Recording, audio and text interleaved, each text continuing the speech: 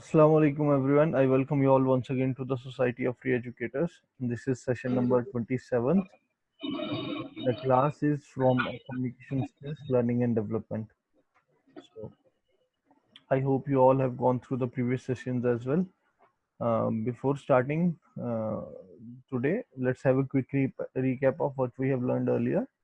We understood the difference between next, the next, and nearest. So next is what is upcoming. The next is what is upcoming immediately after this moment in which we are living, and nearest is related to the distance. Nearest means closest, and then maybe and maybe. Okay, so may be with a space between them is used for a possibility, but the chances of that possibility are very low. Whereas maybe without a space, may and be without a space, this has different meanings. The first one is possibility, and it has another meaning which we have learned earlier. Then we understood the new meaning of the phrase cancelled. So cancelled is something which is not going to happen, but now we understand that cancelled can also be used for when you stop supporting or promoting someone. And in the business English section, we understood the language for openings, and word root analysis. We understood these words: ISO, JECT, and JUD, and JUNC. So ISO is same, ISO is same, JECT is throw, JUD judge, judge is related to judiciary, and JUNCT junct is combination, where two or more paths combine is called a junction. It is more like join. And then we started with the rules of active and passive voice. So let's have the session today from the verbal skills section. We will understand the difference between still, already, and yet. Uh, so let me be very clear. This kind of section, verbal skills, where we understand the meanings of phrases and difference between certain phrases or models or verbs, this is going to end today, and from now onwards we will study with a new approach that is called learning with the news. So what I will do is I will grab some news articles, and all of you have to read them out in this session. So coming to this one, still, already, and yet. एक minute, let me add some more guys. Santosh JK, I don't know who is he. Okay, अब है क्या? Still, already, and JK. There are three sentences. The first one is, are you still studying? The second one is, are you studying already? And the third one is, are you studying yet? These three sentences are grammatically and literally correct. There is no confusion or no error in these three sentences. But before going into details, who among you will explain these three sentences?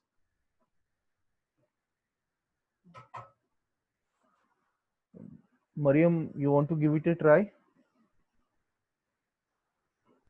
Yes, sir. Okay. Are you still studying means are you studying means the person knows that the person was studying before, and when checks back, he will be the person is still doing the same thing. That is for the first sentence. Okay. The second sentence is saying that have you started studying so early? Say something like that. And third sentence says are you studying yet? Um, it says that are you studying before a given time? Okay. Something Okay. depending on that. So anyone else who want to try? Rakshanda or Faisal?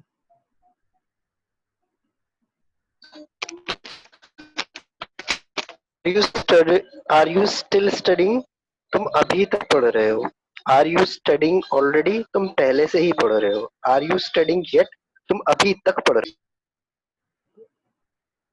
ठीक है. अब मैं आप एक चीज बताता हूँ. मरियम ने जो still, are you still studying का बताया था ना, दैट वाज एब्सोल्युटली करेक्ट. देखो, मैं ना हिंदी में आपको समझाता हूँ कि इन तीनों में अंतर क्या है. ये तीनों दिखने में एक जैसे लगते हैं, और अक्सर जो इंडियन सब कॉन्टिनेंट है जिसमें इंडिया, पाकिस्तान, बांग्लादेश, श्रीलंका, नेपाल, भूटान, ये वाली जो कंट्रीज है ना, इनमें जो वर्ड ऑलरेडी है इसके बहुत सारे मीनिंग्स हैं, और वो बहुत सारे मीनिंग्स एक्चुअली गलत है। ऑलरेडी का मतलब ये नहीं है कि कोई चीज पहले से ही चल रही है। ठीक, मैं आपको बताता हूँ, देखो, are you still studying, still कहाँ यूज होता है? स्टिल उस काम के लिए यूज होता है जिसको आपने शुरू तो किया मगर वो अभी तक खत्म नहीं हुआ। तो जैसे मरियम ने कहा ना कि वो पहले से पढ़ रहा था और फिर उसको आकर किसी ने देखा और फिर पूछा कि तुम अभी तक पढ़ रहे हो, तो मतलब उसकी पढ़ाई खत्म नहीं हुई है। तो इसीलिए हम बोलेंगे आर यू स्टिल स्टडिंग। ये याद रखना, स्टिल वहां यूज होता है जहां पर एक काम फिनिश ना हुआ हो। ऑलरेडी कहाँ यूज होता है? देखो, ऑलरेडी वहां यूज होता है जहां पर किसी काम की शुरुआत या उस काम की एंडिंग आपकी एक्सपेक्टेशन से पहले हो चुकी हो। जैसे I have prepared the dinner already, तो इसका ये मतलब है, जैसे ये ना आर यू स्टडिंग ऑलरेडी, इसका ये मतलब है कि मैंने पढ़ाई शुरू मेरा जो पढ़ाई करने का टाइम है उस वो भी शुरू नहीं हुआ और मैं उससे पहले ही बैठ गया हूँ पढ़ने के लिए। लेट से मैं मेरा हर रात 9 बजे मैं होमवर्क करता हूँ बैठकर, और आज मैं 8:30 बजे होमवर्क करने के लिए बैठ गया, तो फिर मुझे बोला जाएगा कि are you studying already. That means जो एक्सपेक्टेड टाइम था उससे पहले ही मैंने वो काम शुरू कर दिया। और ये जो है आर यू स्टडिंग येट, देखो, येट जो है ना, ये नेगेटिविटी में भी काम आता है और पॉजिटिविटी में भी काम आता है, बट येट का एक सिंपल सा रूल याद रखना, ये हमेशा एंड में लगता है, ये शुरू में या बीच में नहीं लगता। स्टिल बीच में लगता है, और ऑलरेडी जो है ये एंडिंग पे भी लगता है और बीच में भी लग जाता है। इसकी हम डिटेल्स देखते हैं। जैसे still, still is used to talk about something which is not finished. It usually goes in front of main verb. अब देखो ये तीनों मेन वर्ब के सामने ही जाते हैं, बट स्टिल हमेशा उस चीज के बारे में बात करते हैं जो अभी खत्म ना हुआ हो। जैसे I still can't decide what to do, मैं अभी तक समझ नहीं पा रहा हूँ कि मुझे क्या करना चाहिए, मैं डिसाइड नहीं कर पा रहा हूँ। तो मतलब ये बैठा काफी देर से है सोचने के लिए कि इसको क्या करना है, और अभी तक इसका डिसीजन पेंडिंग है। ठीक, जो भी काम पेंडिंग होगा उसके लिए हम स्टिल यूज करते हैं। He still has not been to France, तो वो अभी तक फ्रांस गया नहीं है। तो दैट मीन्स के वो बहुत लंबे टाइम से तैयारी कर रहा है फ्रांस जाने की और अभी तक वो फ्रांस गया ही नहीं। तो स्टिल एक ऐसे काम के लिए इस्तेमाल होता है जो शुरू तो हुआ मगर खत्म नहीं हुआ। फिर already is used to talk about something that has finished earlier than the expected. तो ऑलरेडी उस चीज के लिए इस्तेमाल होता है जो आपकी एक्सपेक्टेशन से या फिर उस टाइम की एक्सपेक्टेशन से पहले ही खत्म हो गया जिस पर उसने खत्म होना हो। जैसे she is already finished work, तो she has already finished work, इसका मतलब ये हुआ कि उसको काम खत्म करने में अभी वक्त लगना था बट उसने पहले ही कर लिया, वक्त से पहले उसने अपना काम खत्म कर लिया। और I am only 18 but I have already been to 25 countries, मैं अभी सिर्फ 18 का हूँ और मैं 25 कंट्री घूम चुका हूँ। तो इसका ये मतलब है कि अक्सर एक्सपेक्ट नहीं किया जाता कि कोई आदमी 18 साल का है और वो 25 कंट्रीज घूम चुका हो। वो एक दो या तीन कंट्रीज घूम सकता है, बट एक लीगल वीजा के लिए भी 18 साल की उम्र चाहिए होती है।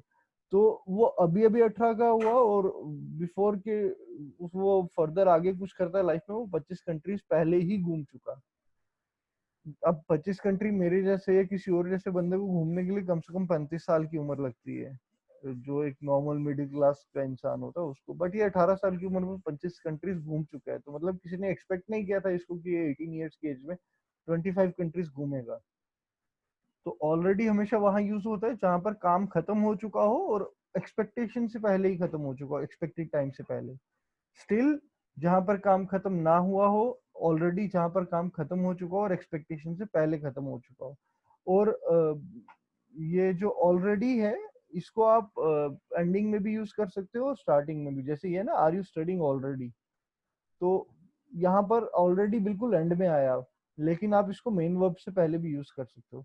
और अब देखते हैं, जैसे ये एक और सेंटेंस है, you can't have arrived already, I am not even home yet. अब ये आदमी एक चौंक कर बता रहा है, मतलब ही इज एक्सक्लेमेटिंग कि तुम घर पहले ही आ चुके हो, मैं अभी तक घर पहुंचा भी नहीं हूँ। तो उसको एक्सपेक्टेशन ये थी कि पहले मैं घर पहुंचूंगा फिर दूसरा आदमी आएगा, बट दूसरा आदमी पहले ही आ चुका है घर। तो you can't have arrived already, आप पहले कैसे आ सकते हो? इसका मतलब वो ऑलरेडी पहुंच चुका है, एक्सपेक्टेशन से पहले ही पहुंच चुका है, एक्सपेक्टेड टाइम से। अब देखते हैं येट का। देखो येट किसके लिए इस्तेमाल होता है? येट उन कामों के लिए इस्तेमाल होता है जो अभी हुए नहीं है और हमें लगता है कि हो चुके हैं। Used to talk about things that haven't happened but we think they will. हम उन कामों के लिए इस्तेमाल होता है जो अभी हुए नहीं है बट हमें लगता है या हम सोचते हैं कि वो हो चुके हैं। जैसे हैवंट यू लेफ्ट येट, क्या तुमने अभी घर नहीं छोड़ा या तुम अभी गए नहीं हो। तो मैं सोच रहा हूँ कि वो जा चुका है बट रियलिटी में वो अभी वहीं का वहीं है, वो गया नहीं कहीं पे, तो मैं उसको बोलूंगा हैवंट यू लेफ्ट येट। या फिर I haven't met my teacher yet. अब मान लीजिए पेरेंट टीचर मीटिंग है स्कूल में और मैं अपने बच्चे के साथ जाता हूँ या मेरे पापा मेरे साथ जाते हैं अगर मैं स्कूल पढ़ता हूँ, और उनको टीचर अभी तक मिला नहीं और मेरी मॉम मेरे पापा को कॉल करके पूछते हैं कि हैव यू मेट योर, मेरे को कॉल करके पूछते हैं कि have you met your teacher. तो उनको लग रहा है कि मैं मिल चुका हूँ, अभी तक घर आ जाना चाहिए था हमें, बट मैं उनको बोलूंगा I haven't met my teacher yet. तो वो सबको लगता है कि मैं मिल चुका हूँ अपने टीचर से बट एक्चुअली में मैं उनसे अभी तक मिला नहीं हूँ। तो एक और है इसमें, are you nearly there yet, क्या तुम अभी वहां पर हो, उसके पास हो, एक पर्टिकुलर जगह उसके पास हो। तो यहाँ से क्लियर क्लियर हुआ सबको कि स्टिल कहाँ यूज करेंगे, ऑलरेडी कहाँ यूज करेंगे और येट कहाँ यूज करेंगे। स्टिल और येट का तो मैं मान सकता हूँ, ऑलरेडी जो है ना, ये ऑलरेडी इवन बहुत बड़े बड़े कॉर्पोरेट्स और एमएनसीज में मैंने देखा है कि ऑलरेडी अपनी मर्जी से लगा देते हैं सेंटेंस की एंडिंग में कि I have meld you already. यार मेरे को एक्सपेक्टेशन ही नहीं होती कोई मेरे को मेल करे, वो आकर मुझे बोलते कि एचआर मुझे बोलते I have meld you already, तो मैं तो एक्सपेक्ट करता हूँ मुझे पूरा दिन कोई मेल ना आए, कोई काम ना करना पड़े मेरे को। तो ये क्लियर है सबको? ये किसी को डाउट है इसमें? Is there anyone who is having any doubt? Okay, so going to the next section of verbal skills, we will understand the difference between don't mind and does not matter या doesn't matter. तो देखो मैं आप खुद ही से बताता हूँ आपको, डोंट माइंड जो है ना, एक्चुअली डोंट माइंड है माइंड का ऑपोजिट। तो माइंड का मतलब होता है ऑब्जेक्शन करना या ऑब्जेक्ट करना या फिर अपोज करना या फिर पसंद ना आना, डिसलाइक करना किसी चीज को। और डजेंट मैटर जो होता है ये मैटर का ऑपोजिट है। तो मैटर हो गया कि मेरे को कोई चीज तंग कर रही है या मेरे को बॉदर कर रही है, और डजेंट मैटर इज इंपॉर्टेंट है, ठीक है हो जाएगा, मेरे को कोई फर्क नहीं पड़ता। तो हम देखते हैं डोंट माइंड का क्या है। माइंड मीन्स डिसलाइक और बी अनॉयड बाय समथिंग और ऑब्जेक्ट टू समथिंग। तो जब आप किसी चीज को डिसलाइक करते हो या किसी चीज से आप अनॉय होते हो, चिढ़ते हो, या फिर किसी चीज को आप ऑब्जेक्ट करते हो, आपकी तरफ से कोई मनाही ही होती है किसी चीज के लिए, तब हम वर्ड यूज करते हैं माइंड। जैसे I mind drinking coffee, that means I dislike drinking coffee, मुझे कॉफी पीना पसंद नहीं है। या फिर I mind going to office on a holiday, मतलब ऑफिस के दिन भी मेरे को हॉलीडे जाना है तो मैं उससे चिढ़ जाऊंगा। या फिर I mind having dinner late, मेरे को रात का खाना देर से खाने में दिक्कत है, ऑब्जेक्शन है मुझे देर खाने से। तो माइंडिंग जो है वो नेगेटिव और क्वेश्चंस के लिए यूज होता है। इसी तरह डोंट माइंड जो है इसका मतलब हो जाता है कि आपको, आप हैप्पी हो किसी काम के लिए, मतलब आप खुश हो किसी काम के लिए, आपकी कोई प्रेफरेंस नहीं है उस काम के लिए। इसका एग्जांपल हम देखते हैं, I don't mind having T और कॉफी। तो मेरे को कोई प्रेफरेंस नहीं है चाय या कॉफी में से, दोनों में से कुछ भी चलेगा, मैं दोनों के साथ खुश हूँ। मुझे चाय मिली है कॉफी मिली है, मेरे को प्रेफरेंस नहीं है इसमें कोई। अगर इसकी जगह मैं बोलता आई माइंड हैविंग टी और कॉफी, तो इसका मतलब मुझे चाय से भी दिक्कत है और कॉफी से भी दिक्कत है, मुझे जूस चाहिए। या फिर मैं बोलता I mind having tea but I can have coffee, तो मुझे चाय से दिक्कत है बट मुझे कॉफी चलेगी। तो माइंड जो है, माइंड आपके ऑपोजिशन को दिखाता है कि आपकी तरफ से किसी चीज की मनाही को दिखाता है, और डोंट माइंड उसका ऑपोजिट है। डोंट माइंड मतलब आप खुश हो, कुछ भी है आप खुश हो। वैसे ही does he mind you arriving a little late, अब ये बता रहा है कि does he mind you arriving a little late, ये पूछ नहीं रहा है, ये उसको बता रहा है कि उसके लेट आने पर आपकी कोई प्रेफरेंस नहीं है। आप खुश हो, वो लेट आए जल्दी आए, आपको फर्क नहीं पड़ रहा है इस चीज से। और इसी तरह एक और है, they are nice people, they won't mind you staying an extra night. अब मैं कहीं पे जाता हूँ, किसी होटल में ठहरता हूँ या फिर किसी गेस्ट हाउस में ठहरता हूँ, और गेस्ट हाउस वालों को अच्छे लोग हैं और वो ऑब्जेक्शन नहीं करेंगे मेरी एक्स्ट्रा एक रात रुकने के लिए, तो मैं बोलूंगा दे won't mind me staying an extra night. तो माइंड का क्लियर हुआ सबको? किसी को पूछना माइंड के केस में, डोंट माइंड के केस में कि क्या चक्कर है डोंट माइंड का? चलो ठीक है, हम देखते हैं अब डजेंट मैटर का सीन। अब डजेंट मैटर क्या है? देखो, मैटर होता है इंपॉर्टेंट। अगर कोई चीज आपके लिए इंपॉर्टेंट है तो इट मैटर्स यू, बट अगर आपके लिए इंपॉर्टेंट नहीं है तो it will never matter you, it does not matter you. ठीक है, तो matter is a verb meaning be important. जैसे मैं बोलूंगा coffee is a matter to me, तो कॉफी मेरे लिए इंपॉर्टेंट है, अगर कॉफी नहीं मिलेगी मुझे सुबह सुबह तो मेरी आंख ही नहीं खुलेगी। अ, वैसे ही coffee does not matter to me, तो इसका मतलब है कि कॉफी अगर नहीं भी मिलेगी तो मुझे दिक्कत नहीं है कोई उससे, मैं उसके बिना भी चल जाऊंगा। तो मेरे लिए वो इम्पोर्टेंट नहीं है। सो डज नॉट या doesn't matter means that the thing that we are talking about is not important और सिग्निफिकेंट।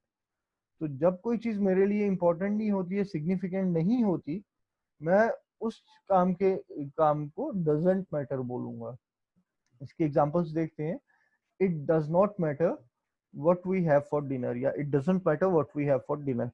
तो इससे कोई फर्क नहीं पड़ता कि हमें डिनर में क्या मिले, कुछ भी डिनर में मिलेगा मैं खुश हूं उससे।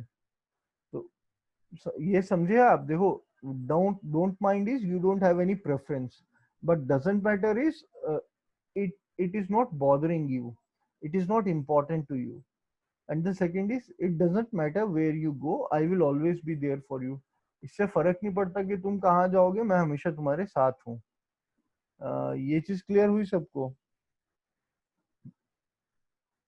किसी को पूछना है इसमें कुछ? ओके, मैं अब दो सेंटेंसेस देता हूँ आपको, you don't mind me and you does not या यू डजंट मैटर मी। इन दोनों में क्या फर्क है और इन दोनों में क्या ग्रामेटिकल एरर है या क्या लिटरेचर एरर है, या फिर ये दोनों करेक्ट है? ये कौन एक्सप्लेन करेगा?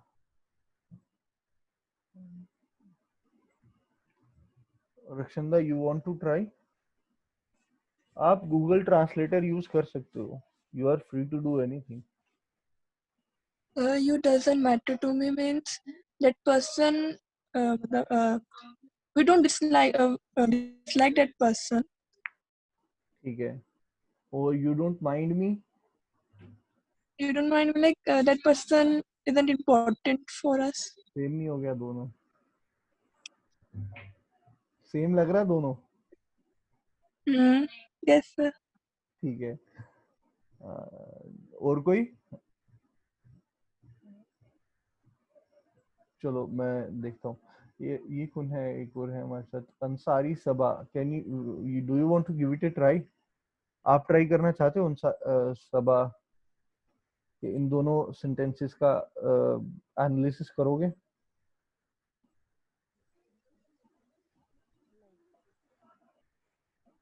चलो ठीक है, I understand, you open your mic and then you muted it, no issues. मैं कर देता हूँ। देखो क्या होता है,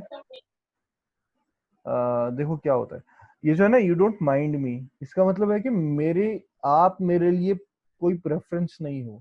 ठीक है, so I am, you don't annoy me, you are not disliked by me and I am happy with you.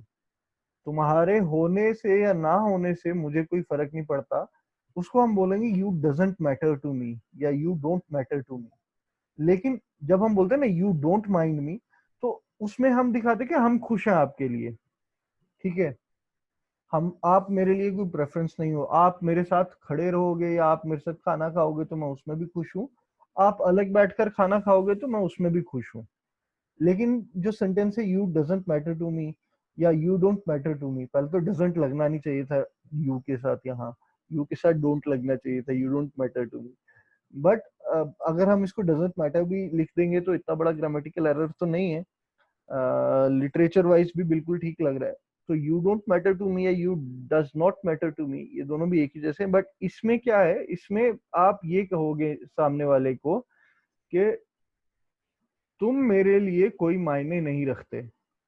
और ये चीज कहना बहुत रूड और बहुत बदतमीजी वाली बात है। मतलब आप किसी इंसान को नहीं कह सकते कि भाई तू मेरे लिए मायने ही नहीं रखता, क्योंकि हर एक इंसान के अपने अपना स्टेटस है, हर एक इंसान का अपना मायना है, और हर एक इंसान अपने हिसाब से मैटर करता है।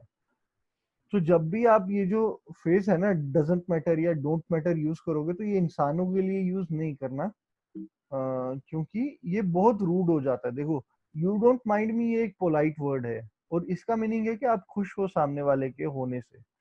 वो अगर नहीं है तो कोई दिक्कत नहीं, बट अगर वो है तो आप खुश हो, आप वो आपके लिए कोई प्रेफरेंस नहीं है, तो वो आपके साथ रहे या ना रहे आप खुश हो उस मामले में। But you does not matter to me, ये बहुत रूड रूड सेंटेंस है, और इसका मतलब होता है कि तुम मेरे लिए मायने नहीं रखते। तो इसका मतलब है कि अगर तुम मेरे सामने आओगे तो मेरे को अनोइंग फील होएगा, मेरे को तुम मुझे अच्छे नहीं लगते, सिंपल सा मतलब इसका, कि आई डिसलाइक यू। ये क्लियर हुआ सबको? Is there anyone who wants to ask something about it? Okay, तो coming to the next section of verbal skills, आज लास्ट है new meaning for an old word. तो जो आज का वर्ड है वो है अक्रॉस। अक्रॉस का मतलब पार, ठीक है। तो इसका हिंदी में, इंग्लिश में कौन मीनिंग बताएगा अभी? आज हम बहुत कम लोग हैं, तो खुल के बोलो सारे। यूज गूगल सर्च और यूज ट्रांसलेटर। हाँ, उस पार या इस पार, जैसे हम बोलते हैं कि across the road, across the mountain, across the building, across the block, across the park, ठीक है। तो ये डायरेक्शन से रिलेटेड एक वर्ड है, लेकिन इसका फ्रॉम द लास्ट 1 डिकेड, पिछले 10 साल में इसका एक और मीनिंग इन्वेंट हुआ है, और वो मीनिंग जो है ना, वो फेमिलियरिटी के साथ ज्यादा रिलेट करता है, जानकारी के साथ ज्यादा रिलेट करता है। मैं भी बताता हूँ। देखो क्या है, usually means from one side to another other side of something, ठीक है। जैसे अक्रॉस द रोड, तो इस साइड से उस साइड, इस पार से उस पार। अक्रॉस द बिल्डिंग, बिल्डिंग की इस तरफ से उस तरफ तक। अक्रॉस द माउंटेन, माउंटेन के इस साइड से उस साइड तक। और ये पोजीशन या ओरिएंटेशन दिखाता है, लेकिन इसका जो न्यू कॉन्टेक्स्ट है वो है to be familiar with something.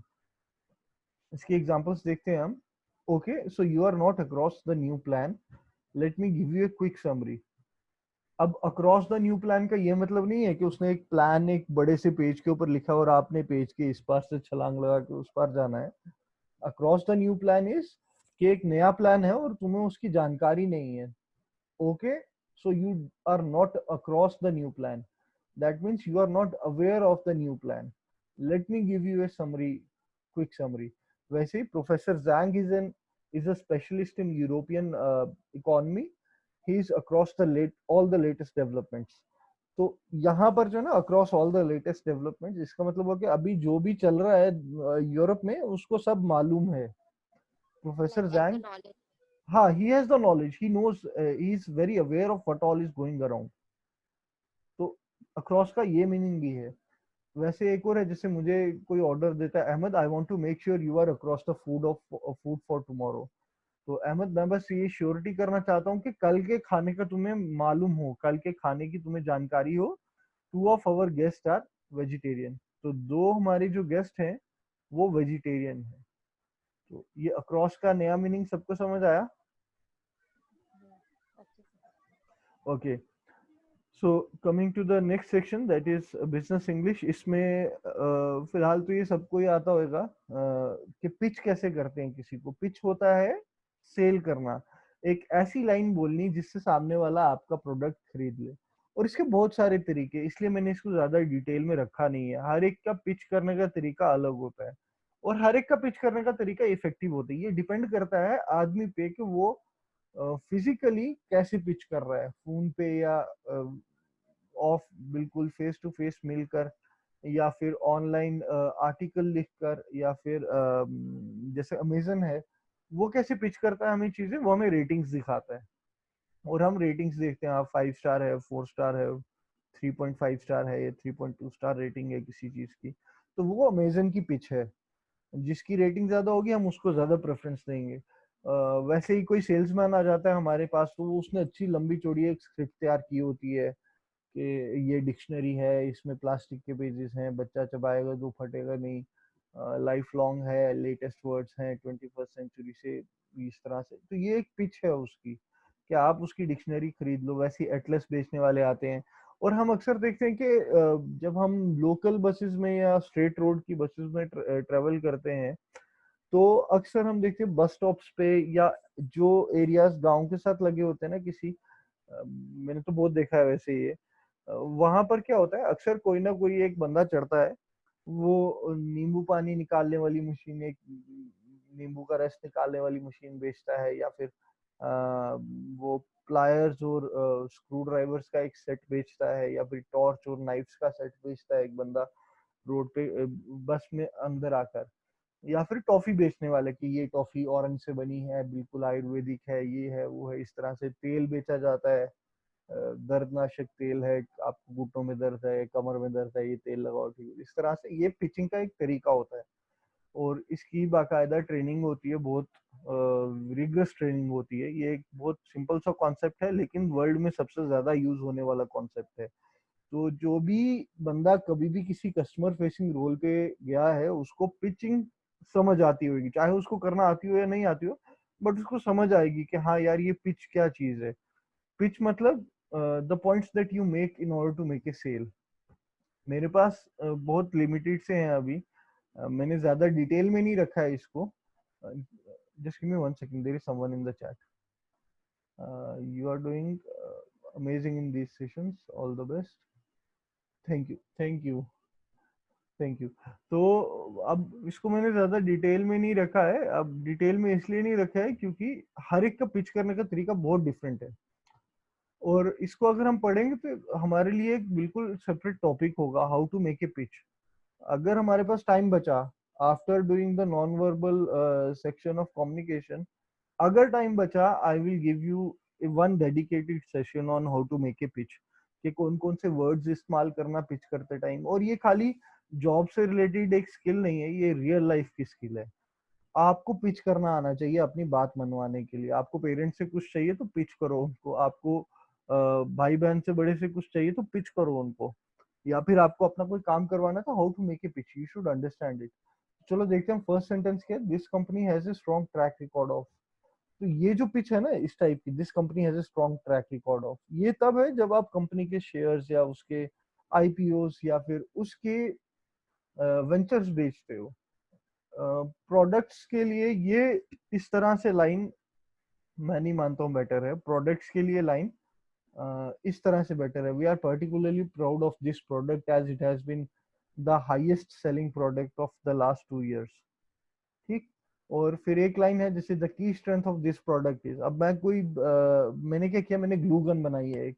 अब वर्ल्ड में बहुत सारी ग्लू गन्स हैं, लेकिन मैं सामने वाले को कैसे बोलूंगा मेरी ग्लू गन खरीद, मैं उसको बताऊंगा कि यार इसकी नोजल पे मैंने एक नॉन स्टिक मटेरियल का वो नीडल जैसा लगाया है, जो कि बिल्कुल टारगेट पे उसको मेल्टेड ग्लू को बेचता है, और साथ में ये सिर्फ 2 मिनट लेता है ग्लू को मेल्ट करने के लिए। इस तरह से मैं पिच करूंगा। तो the key strength of this product is it has a nozzle at the tip of at its exterior tip, where it can fix the glue exactly to the target point in a very thin layer as well। तो ये एक pitch है मेरी। वैसे ही here is the best part of this product या here is the best part of this service, it never expires। तो मैं अगर किसी को सर्विस बेच रहा हूँ, मान लो मैं क्रेडिट कार्ड का प्लान बेच रहा हूँ किसी को, अब होता क्या है क्रेडिट कार्ड्स के केस में कि फर्स्ट ईयर आपको हो सकता है फ्री मिले, या फिर आपको कार्ड फर्स्ट एक्सपायरी तक फ्री मिले, और उसके बाद वो जब आपको रिप्लेस करते हैं आपको एनुअल फी देनी पड़ती है। तो मैं एक पिच कर सकता हूँ कि here is the best part, it will be free for the first 3 years। तो फोर्थ ईयर में तो उसको ऐसे भी कार्ड एक्सपायर होने के बाद चार्जेस पड़ेंगे, बट मैंने उसको ये नहीं बताया कि भाई तेरे को फोर्थ ईयर पे चार्जेस देने पड़ेंगे। मैं उसको बोलूंगा here is the best part of this credit card, you don't have to pay for the first 3 years, yeah, this is totally absolutely free, there is no annual charges for the first 3 years या first 2 years। ये एक मेरी pitch है इसमें। और वैसे ही एक और है, this product is top selling product of the year. ये जो अमेजन हमारे साथ करता है वो हमें जब जैसे ही हम गूगल सर्च करते हैं वैसे ही गूगल सर्च में एक लिस्ट अमेजन की तरफ से भी आती है जिसको हम कहते हैं अमेजन एलेक्सा रैंकिंग। जो एलेक्सा रैंकिंग है वो हमें हमेशा टॉप सेलिंग प्रोडक्ट्स दिखाती है। जो अमेजन की सर्च एल्गोरिदम है ना वो गूगल की सर्च एल्गोरिदम से थोड़ा सा डिफरेंट है। डिफरेंट कैसे है? गूगल दिखाता है कस्टमर के फीडबैक्स पे, मतलब यूजर फीडबैक पे चीजें आपको, सर्च रिजल्ट्स, जिस चीज को ज्यादा सर्च किया गया उसको वो पहले दिखाएगा, जिसको कम सर्च किया गया उसको वो बाद में दिखाएगा। बट अमेजन की जो एलेक्सा सर्च इंजन है या एलेक्सा रैंकिंग है वो काम करती है कस्टमर्स के रेटिंग्स पे। जिस चीज को ज्यादा रेट किया गया होगा उसको वो टॉप सेलिंग पे दिखाएगा। बट ऑब्वियसली अब ऐसा तो है नहीं कि मतलब जो चीज जिसकी 5 स्टार रेटिंग है वो सबसे ज्यादा बिकाऊ, स्पेशली एक इंडिया जैसी कंट्री में या एशियन सब कॉन्टिनेंट जैसे एरिया में जहाँ पर लोग क्वालिटी से पहले प्राइस को देखते हैं। मतलब मेरे लिए एक प्राइस है, मेरे लिए प्राइस बहुत बड़ा कंस्ट्रेंट है। मैं देखूंगा सबसे सस्ती और सबसे टिकाऊ, most economic thing that can give me the maximum benefits. तो मैं तो देखूंगा नहीं स्टार रेटिंग किसी चीज की, मैं सबसे पहले देखूंगा सबसे सस्ता क्या है और फिर मैं स्टार रेटिंग देखूंगा। So anyway, these are the 5 particular lines which are very much trending in making a pitch. If you have any doubts, please let me know. किसी को पूछना है इनके बारे में कुछ? चलो. Coming to the word root analysis, the first word we are going to understand is Juvain. The second is kilo. The third is kinet or kaimet, kynamet or kainet. And the fourth one is lab, but मैं lab word आज नहीं पढ़ाऊंगा because L को हम next session से शुरू कर देंगे। तो जुवेन, जुवेन इज यंग। जुवेन का मतलब होता है यंग। जैसे जवनाइल, जवनाइल होता है यूथफुल और चाइल्डिश। रिजुवनेट, रिजुवनेट होता है कि किसी चीज को वापस उसकी यूथफुल स्ट्रेंथ या अपीयरेंस में ले जाना। जैसे हम बोलते हैं ना, एक वर्ड है रेनोवेट दिस बिल्डिंग, उसी तरह हमने कई बार सुना होता है रिजुविनेट दिस बिल्डिंग या रिजुविनेट दिस रूम। अब रिजुविनेट दिस रूम मतलब जब ये रूम पहली बार बना था या जब ये बिल्डिंग पहली बार बनी थी तब की फॉर्म में इसको वापस ले जाना, मतलब इसकी यंग फॉर्म में इसको वापस ले जाना, दैट इज रिजुविनेट। क्लियर है सबको? Okay, coming to the second is kilo. Kilo I hope सबको पता होगा, जैसे सेंटी मिली और माइक्रो होता है वैसे ही किलो होता है। Kilo is 1000, so kilo byte is 1000 bytes. But actual क्या होता है किलो बाइट? ये कौन बताएगा कि एक्चुअली में कितने होते हैं किलो बाइट? और किलोमीटर इज 1000 मीटर्स। तो एक किलो बाइट कितने बाइट्स का होता है? It's not 1000, 1024। Yes it's 1024। So English में जहां पर भी वर्ड किलो यूज होता है ना उसको अप्रोक्सीमेशन में 1000 माना जाता है। But kilobyte is 1024 bytes because 8 bit का एक बाइट होता है और उसी हिसाब से किलोबाइट बनता है। Kilo means in terms of thousands. Third is kine और काइनेट और काइनीमेट। सो ये जो है ना काइन और काइनेट और काइनामेट, ये वर्ड्स इस तरह के वर्ड्स होते हैं, इनका मीनिंग होता है मोशन या डिवीजन। जैसे पहला वर्ड है काइनेटिक्स, तो काइनेटिक्स और काइनेमेटिक्स ये दो फिजिक्स से रिलेटेड वर्ड हैं। तो kinematics is study of objects in motion और kinetics is study of the force of motion. और फिर है साइकोकिनेसिस और दूसरा है टेलीकिनेसिस। तो टेलीकिनेसिस और साइकोकिनेसिस जो है ये है एबिलिटी। अब लेकिन ये कौन सी एबिलिटी है? ये है ability to lift things with using your mind. कि आपने टच नहीं करना किसी चीज को, अपने अपने दिमाग की ताकत से किसी चीज को उठा लिया या उसको हवा में तैरा दिया, दैट इज साइकोकाइनेसिस और telekinesis. And third is cinematography. अब देखो, मैट MAT, मेटोग्राफी या nemat NEMAT। Cinematography is motion pictures making. Motion pictures making मतलब film making. Is it clear to everyone? ये साइको टेलीकिनेसिस के बारे में पूछना किसी को, या टेलीकिनेसिस के? चलो ठीक है, थैंक यू.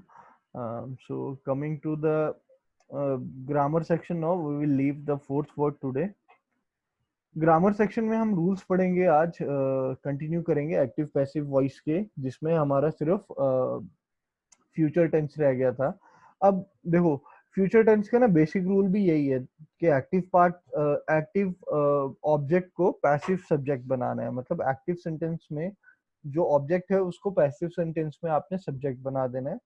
और दूसरा, फ्यूचर टेंस दो तरह के होते हैं, एक विल शैल वाले और एक इज गोइंग टू वाले. देखो, फ्यूचर अपने आप में एक प्रेजेंट टेंस होता है, ठीक है, फ्यूचर पास्ट नहीं होता. फ्यूचर अपने आप में प्रेजेंट टेंस होता है. मैं आपको एक एग्जांपल देता हूँ, जैसे I am going to take a session at 10 PM once again.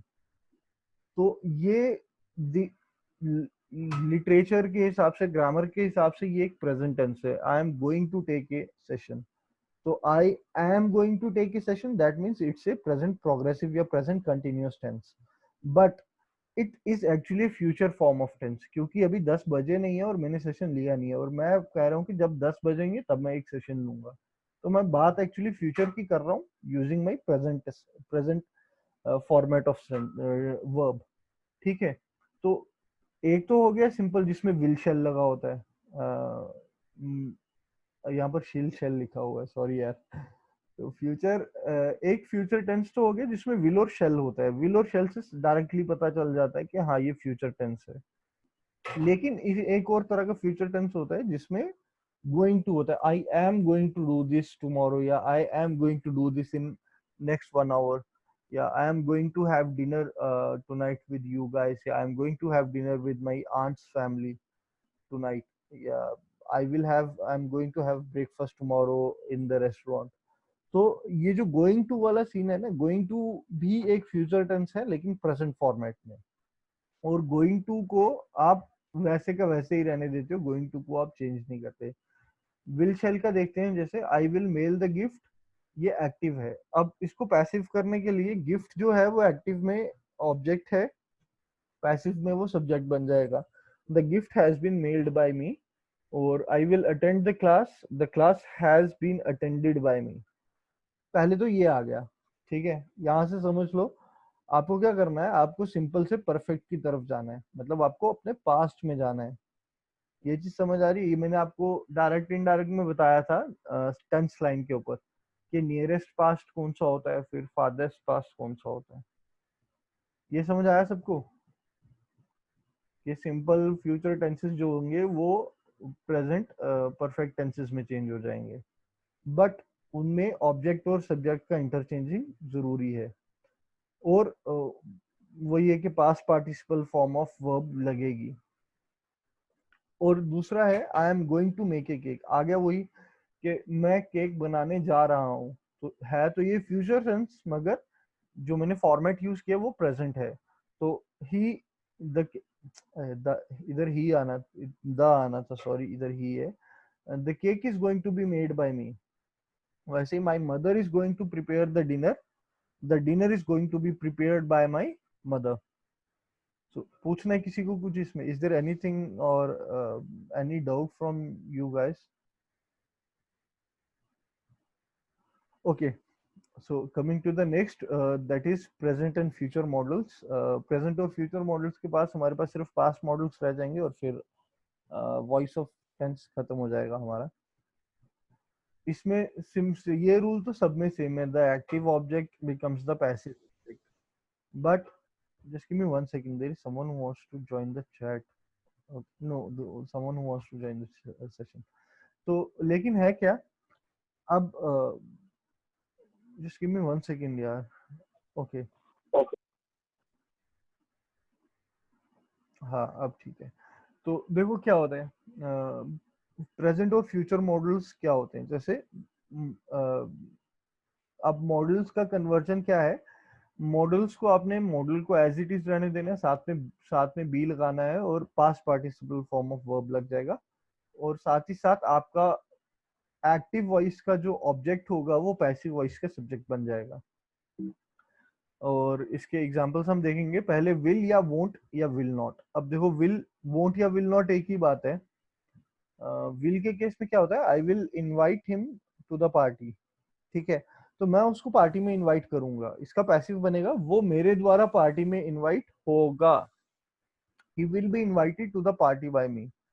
तो मॉडल तो वैसा का वैसा ही रहा विल, लेकिन उसके साथ बी लग गया और पास्ट पार्टिसिपल फॉर्म आ गई इनवाइट की। इनवाइट की पास्ट पार्टिसिपल फॉर्म है इनवाइटेड। और उसी तरह I won't invite him to the party, he won't be invited to the party by me. ये क्लियर हुआ सबको? अगर ये क्लियर हुआ तो आगे वाले सारे क्लियर हो जाएंगे। क्लियर है? चलो नेक्स्ट इज कैन और कांट या कैन नॉट। तो ये भी सिमिलर है। My father can tell the story can be told by my father, या my brother can make ice creams, my brother cannot make ice creams, ice creams cannot be made by my brother. Same है, modal के साथ be लगा लो और past participle form of verb, लेकिन object और subject का इंटरचेंजिंग जरूरी है, अदरवाइज आप प्रेजेंट आप पैसिव और एक्टिव में फर्क नहीं कर पाओगे। थर्ड देखते हैं हम, मे और मे नॉट। सिमिलरली मे के साथ बी लगा लो और साथ में past participle form. Her company may give Kavita a new office, तो कविता may be given a new office by her company, या the lazy students may not do the homework may not be done by the lazy students। Clear है? Fourth one is might और might not. देखो might और might not ये may के जैसा ही है। तो her company might give Kavita a new office, Kavita might be given a new office by her company.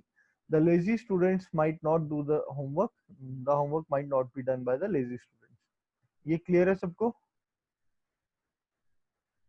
चलो coming to the next one, that is should और शुड नॉट। ये विल की तरह है एग्जैक्टली exactly, शुड के साथ आप बी लगाओगे और साथ ही साथ past participle form by interchanging the subject and object from the active to passive.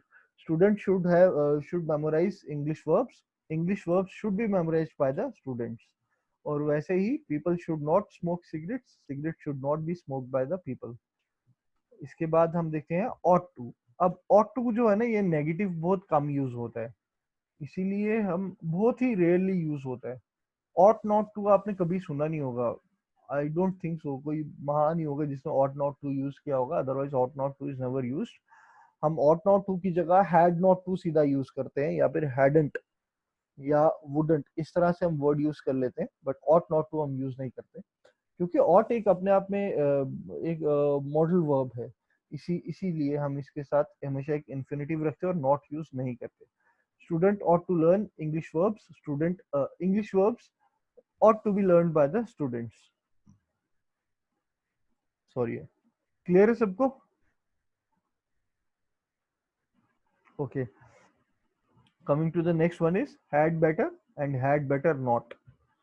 Uh, ये भी सिमिलर है, had better as it is रहेगा, साथ में बी लग जाएगा। Students had better practice English every day, English had better be practice every day by the students. या people had better not drink alcohol, alcohol had better not be drunk by people. और इसके बाद है must और must not, ये similar है might और might not के। We must apply for a passport to travel abroad, A passport must be applied by us, yeah, by me. Customers must not use that door must not be used by the customers। और फिर इसके बाद है be supposed to।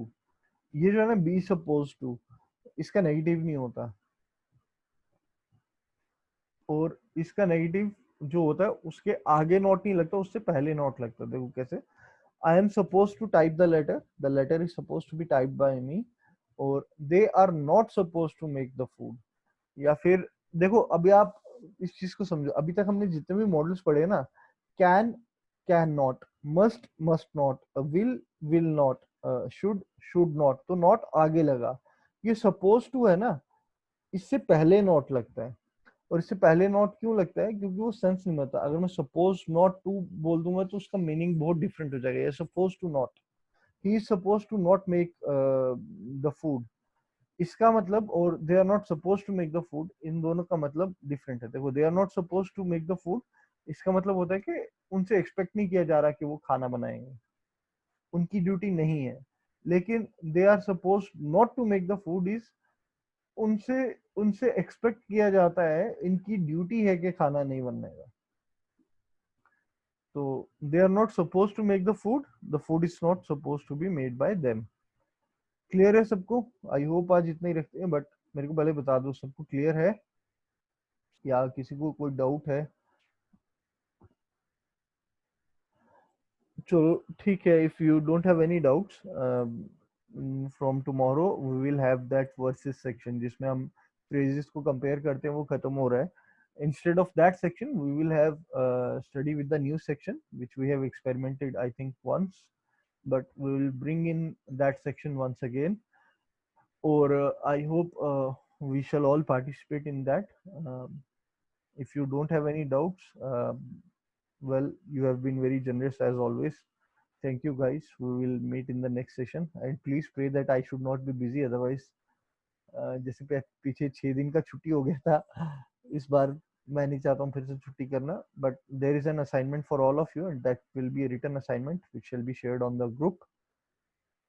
So bye bye, have a nice day, thank you for attending this session.